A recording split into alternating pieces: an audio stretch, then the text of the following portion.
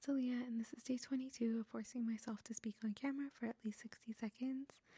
And today I've been thinking a lot about wedding photography and just growing in this space. And I'm sure by now you know that I am a wedding photographer in my spare time with my husband. We do this pretty much full time outside of our jobs, so very fun, very tiring, and very rewarding. And I was just thinking about how when I first started, I used to charge $150 to $200 for a 9-hour wedding, and then I would go home and get those photos ready and edited and provide almost 2,000 photos per event. It was crazy. I obviously don't do that anymore, but just kind of reflecting on the growth in that space has really shifted my mindset as well, where I'm when I'm interviewing clients or having that first consult call with them, I'm also kind of interviewing them while they're interviewing me to see if we actually make a good fit. And it used to break my heart when we didn't, but now, as the years have gone, this was not an overnight thing. I am completely okay when maybe we're not the best fit, or maybe they don't align with what we want, and there's literally no hard feelings on either side. I'd rather the couple be happy and have someone who is directly aligned with what they're looking for, and that's okay.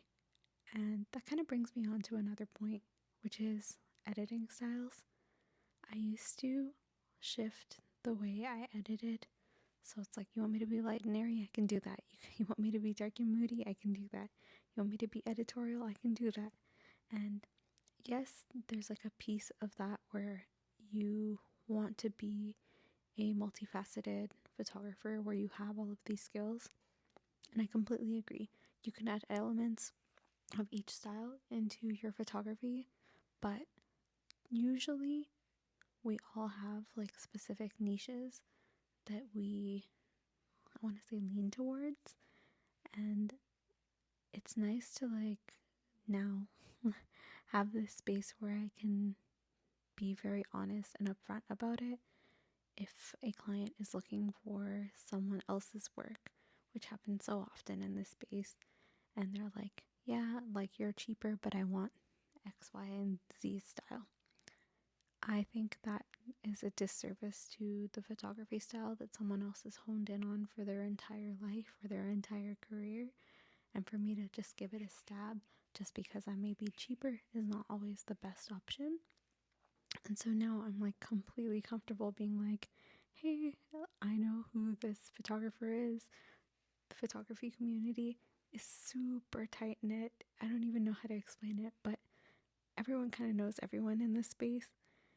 And so I usually recommend that they go to that photographer specifically or someone similar. Not in a rude way, but just so that we're not devaluing our photography community's work. And I feel it's yielded really good results in terms of just being honest and not having the customer feel like we're making promises that we can't keep either. But yeah, my mini little rant.